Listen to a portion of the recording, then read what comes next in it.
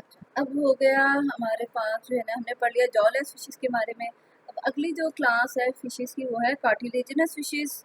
ठीक है, cartilaginous fishes की जो एग्जाम्पल है वो शार्क्स है। ठीक है, अब इसकी जो कैसी होती है, इसकी जो स्किन होती है वो मल्टी लेयर होती है, यानी कि वही जो मैंने आपको बताया था एपिथेलियल टिश्यू जो हो सकते हैं वो वन सेल लेयर भी हो सकती है और मल्टीपल लेयर भी होती है। इसके अंदर मल्टीपल लेयर्ड है। ठीक है, और इसके अंदर बहुत सारे म्यूकस के सेल्स हैं और सेंसरी सेल्स मौजूद हैं। ठीक है, और एक खास जो इसका स्ट्रक्चर है वो क्या है, इसके प्लेकॉइड स्केल्स हैं। ठीक है, अब प्लेकॉइड स्केल जो है वो तो ओरिजिन जो है इनका मेड अप ऑफ जो है वो उसके हैं डर्मिस के, लेकिन मौजूद ही होते हैं कैसे, जैसे हमारी हेयर होते हैं वो भी डर्मिस के बने हुए होते हैं, लेकिन ऊपर हमारी एपिडर्मिस के ऊपर नजर आते हैं। ठीक है, बिल्कुल इसी तरह इनके भी जो है ना प्लेकॉइड स्केल्स होते हैं, डर्मिस के उनका ओरिजिन होता है, लेकिन उसमें से निकल के यानी कि बेस या रूट इनकी जो है वो नीचे होगी, ये एपिडर्मिस है, ये डर्मिस है, और इसमें से निकल के ये ऊपर सरफेस के ऊपर नजर आते हैं, जस्ट लाइक इस तरह। ठीक है, जैसे ये मैंने रफली कितना ये आपकी बुक में बनी हुई है, ये जो है एपिडर्मिस है, ये डर्मिस है, और ओरिजिन क्या है इनका डर्मिस। ठीक है, डर्मिस के बने हुए हैं लेकिन नजर ऊपर आते हैं, और इन स्केल्स को स्मॉल प्लेकॉइड स्केल्स है जिनका नाम डेंटिकल्स है। ठीक है, डेंटिकल्स इसको इसलिए कहा जाता है कि इनका स्ट्रक्चर, इनका जो कंपोजिशन है बिल्कुल जस्ट लाइक ऐसे जैसे वर्टिब्रेट्स के अंदर टीथ होते हैं वैसा है, बाकायदा एनेमल है, डेंटाइन है, पल्प है, सब कुछ है, लेकिन ये मौजूद किसके ऊपर है, इसकी बॉडी के ऊपर सरफेस के ऊपर मौजूद होते हैं। ठीक है, और जो है ना कार्टिलेजिनस फिशेस जो है वो थ्रू आउट द लाइफ जो है वो उनकी अपनी साइज इंक्रीज होता रहता है, जैसे बाकी फिशेस है ना, बोनी फिशेस हैं या बाकी जो एनिमल्स होते हैं, एक पर्टिकुलर एज तक उनकी जो है वो साइज इंक्रीज होता है, उसके बाद उनका साइज या ग्रोथ रुक जाती है। ठीक है, लेकिन ये जो कार्टिलेजिनस फिशेस है इनका सारी उम्र यानी कि जब तक इनकी डेथ नहीं होती इनका साइज इंक्रीज होता रहता है। ठीक है, और जब साइज इंक्रीज होता रहता है तो स्किन भी इंक्रीज होती रहती है, तो इसकी वजह से जो है वो उनके अंदर नए नए जो है वो डेंटिकल्स बनते रहते हैं, और डेंटिकल्स जो है जैसे हमारे टीथ होते हैं उनकी एक उम्र होती है उसके बाद जाके वो गिर जाते हैं, इसी तरह इनके डेंटिकल्स शेड भी होते रहते हैं और न्यू डेंटिकल्स इनके आते रहते हैं, क्योंकि वो डेंटिकल जो है खास उस तक जाके एज पर जाके वो ग्रो नहीं हो सकते और वो वेयर आउट हो जाते हैं, यानी कि वेयर आउट का मतलब होता है वो ब्रेक डाउन हो जाते हैं, वो ओल्ड हो जाते हैं और वो फिर उसके बाद शेड होना शुरू होते हैं। ठीक है, और ये जो डेंटिकल्स हैं इन्हीं की प्रेजेंस की वजह से, क्योंकि सारी बॉडी के ऊपर इस तरह की कोई चीज़ उभरी हुई है तो अब आप उसके ऊपर हाथ फेरें तो कैसे उसकी फीलिंग्स आती है, जैसे कि सैंड पेपर। सैंड पेपर आप लोगों ने कभी फिजिक्स में यूज़ किया होगा, एफएससी में एक खुरदरा सा पेपर होता है जिसको तारों को, वायर्स को साफ करने के लिए इस्तेमाल किया जाता है, उसको सैंड पेपर कहते हैं, क्योंकि इसके ऊपर हाथ हाथ फेरे तो वो खुरदरा खुरदरा सा महसूस होता है। तो इनकी स्किन जो होती है वो डेंटिकल्स की प्रेजेंस की वजह से कैसे ये इसका टेक्सचर आता है, सैंड पेपर जैसा टेक्सचर आता है। ठीक है, उसके बाद है बोनी फिशेस। बोनी फिशेस की जो है ख़ास क्या बात है इनके अंदर के, ये इनके अंदर जो उनके वो होते हैं स्केल्स इधर भी मौजूद हैं। ठीक है, लेकिन इनके जो स्केल्स होते हैं वो भी डर्मल से बनते हैं, लेकिन वो डेंटिकल्स नहीं होते, बोन्स होती हैं, डर्मल की बोन्स होती हैं। ठीक है, और इसके ऊपर जो है ना पहले जो है डर्मिस है, डर्मिस के ऊपर स्केल है, और स्केल के ऊपर जो है कवरिंग आ जाती है एक लाइट सी बिल्कुल जो कि नज़र महसूस नहीं होती, लेकिन स्केल के ऊपर एक कवरिंग होती है जिसको क्या कहते हैं, एपिडर्मिस, वो स्केल को कवर कर देती है। लेकिन इसकी स्केल्स की एक खास बात है, ये नेवर शेड, ये शेड हो जाते हैं, ये कभी भी शेड नहीं होते, और ये भी जैसे जैसे उसका साइज बढ़ता जाता है फिश का तो उसकी जो है मार्जिन की ऊपर बढ़ते जाते हैं, जैसे पहले अगर एक फिश है उसका इतना साइज है तो इसके मार्जिन तक यहाँ तक स्केल है। ठीक है, उसके बाद ज़ाहिर है कुछ उसका ग्रोथ हो जाएगी। ठीक है, तो फिश का साइज बढ़ जाएगा, फिश इतनी बड़ी हो जाएगी, तो उसके ऊपर एक और लेयर जो है वो स्केल्स की बन जाएगी जो आउटसाइड भी होगी और सारी इधर भी होगी। इसको कहते हैं कि एज रिंग बन जाते हैं।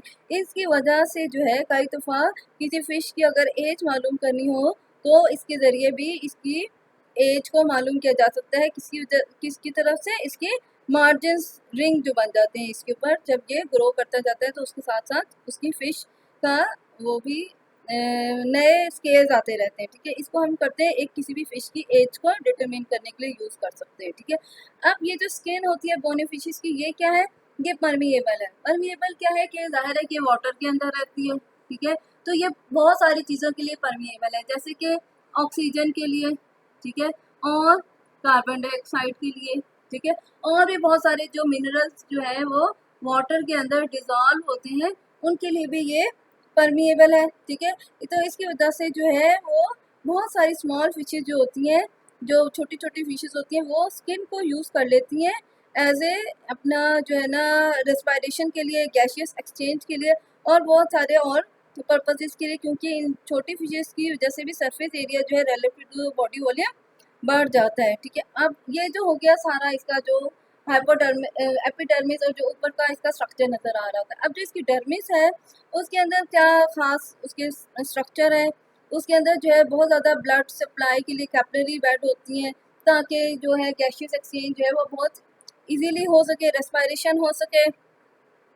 उसके अलावा जो है एपिडर्मिस में क्या होता है, म्यूकस ग्लैंड्स होते हैं, ठीक है, और म्यूकस प्रोडक्शन करती है, यानी कि जब वो म्यूकस प्रोड्यूस होती है तो स्किन के ऊपर सारी म्यूकस जो है वो हो जाती है, कवरिंग बना लेती है।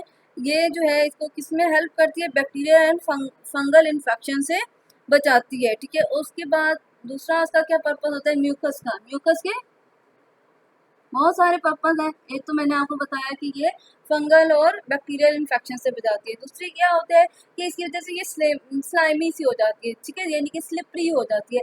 जितनी चीज़ स्लिपरी हो जाती है उतना जब वो वाटर में से मूव करती है तो उसकी जो फ्रिक्शन है वो कम हो जाती है। आप लोगों ने एफएससी में फिजिक्स पढ़ी हुई होगी, आपने ये पढ़ा होगा कि कोई भी जो होती है ना चीज़, कोई मशीन होती है उसके अंदर ऑयल डाला जाता है। ऑयल डालने से क्या होता है, इसके पार्ट्स के दरमियान में फ्रिक्शन, ये रेजिस्टेंस जो है कम हो जाता है। तो ये भी जो है जब स्विमिंग करती है तो पानी जो है, वाटर जो है उसकी एक वो अपना प्रेशर डालता है इसके ऊपर, रोकता है इसकी मूवमेंट को। लेकिन जब इसके बाद म्यूकस होती है जिसकी वजह से स्लिपरी हो जाती है, स्लाइमी अपीयरेंस होती है, तो इसकी वजह से वो फ्रिक्शन जो है रिड्यूस हो जाती है, ठीक है। उसके अलावा कुछ मुख्तलिफ स्पीशीज़ के अंदर मुख्तलिफ किस्म के हैं, कुछ में सब में म्यूकस ग्लैंड्स हैं, कुछ जो स्पीशीज़ हैं उनमें स्पेशल और भी ग्लैंडुलर ग्लैंड्स मौजूद है, ग्रैनुलर ग्लैंड जो सब फिशेज़ में मौजूद नहीं है, कुछ कुछ कुछ फिशेज़ में मौजूद है।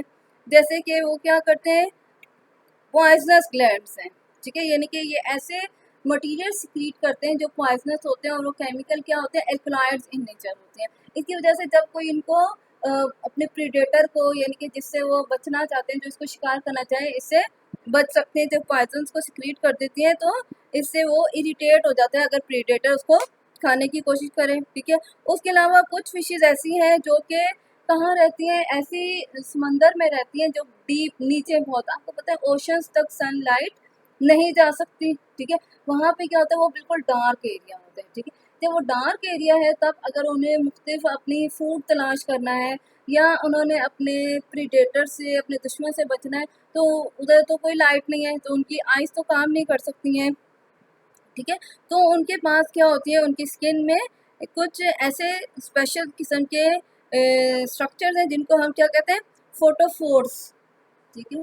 फोटोफोर्स, फोटो मीन्स लाइट प्रोड्यूस करते हैं, ठीक है, यानी कि समझते कि छोटे छोटे बल्ब से इनके अंदर है।